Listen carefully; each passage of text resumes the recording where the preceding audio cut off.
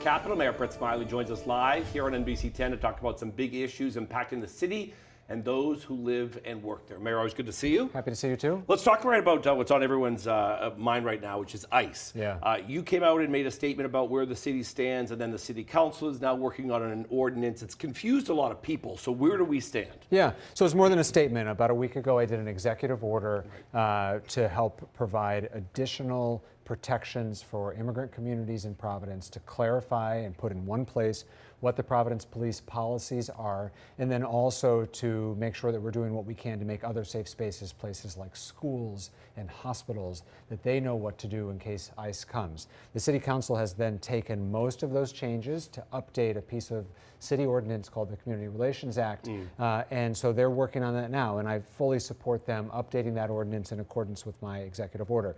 There's a couple other items that they've added to that ordinance, which I have some serious concerns with, so we're trying to work through those issues with them right now. And are those the same concerns that the police union have as well?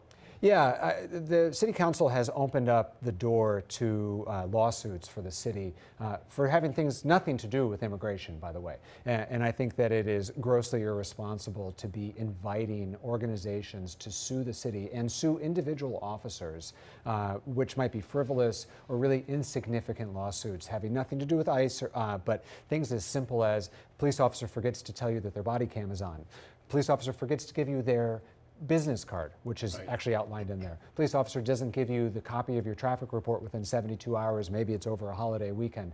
Those should not be ways in which we can sue a police officer or sue the city. Right, especially with the work that they have ahead of them. So as it stands here today, where do we stand in the city in terms of working with ICE? What is the relationship? So the Providence police do not serve as immigration officers. They do not cooperate with ICE.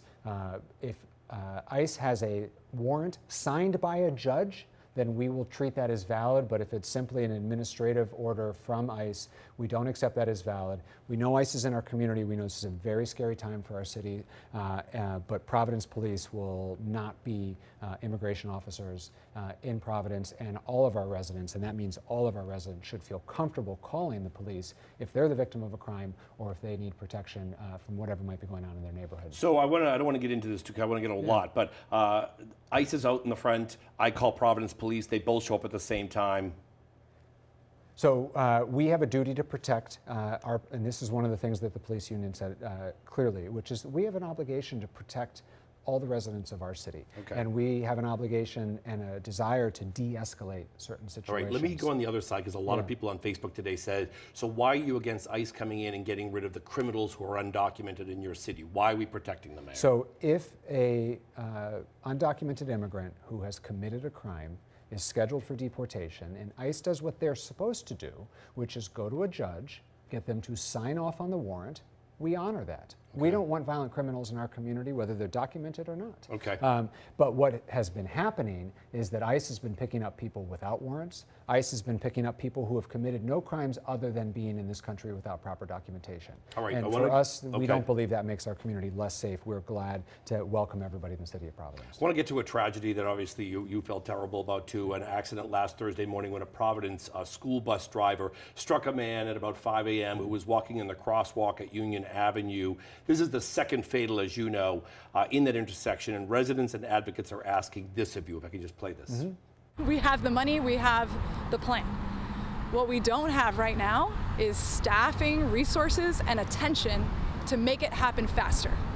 We don't have that prioritization because there are some other projects in the pipeline that are getting more attention and that have a lot less of a safety risk. So now, after 2 fatalities in this intersection, we are saying our demand to Mayor Smiley and the City of Providence is to move that project up. All right, Mayor, I want to give you some context because it didn't play here in the studio, so you didn't hear that. So basically you were saying that there is a project planned for that intersection, and what she just said was, the advocate there, we demand that the mayor move it up so we don't have another fatality. Yeah, and that's Liza Birkin, who's a transit advocate who I know well. We do have money. We received a federal grant through a Safe Streets for All grant, and we are planning enhancements to that intersection, and we are going to expedite those. It's also important to note— Can I just ask when? Because they want it now, obviously, since somebody just died. Are we talking about in the next 6 months, maybe? Yes. Okay. Yeah, you'll see improvements in the next 6 months. Additionally, the on-ramp itself is RIDOT. that's state Right. property. And so we're also working with RIDOT to see what improvements that they can make to their side. This is a place where the sidewalk meets. There's two jurisdictions, exactly. city and state, so we're both working on this. Yeah, and one of the things we talked about yesterday, and I wanted to quickly bring this up, is there's some intersections where you get a walk sign, but then the cars on the left get the green sign to turn, Yeah. and there's a problem, and I know that's been a problem in Boston, so we want to make sure that that's not the case here.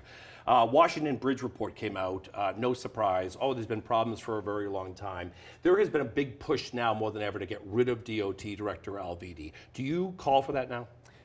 That is not my choice to make. But how do you feel about it? It's not. Well, you're the mayor of the city that's really affected by this the most. Of course, yeah. So, me and the mayor of East Providence are most affected by so this. would you?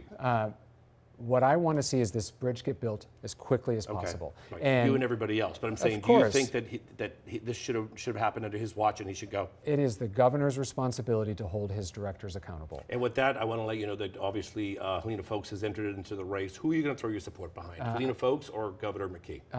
As you know, or perhaps know, I've got a race of my own next year. I have an opponent, and so I'm You're not going going to endorse anybody? I'm not expecting to endorse in the governor's race. I'm entirely focused on earning my own reelection bid. So no endorsement. That's my expectation. Okay.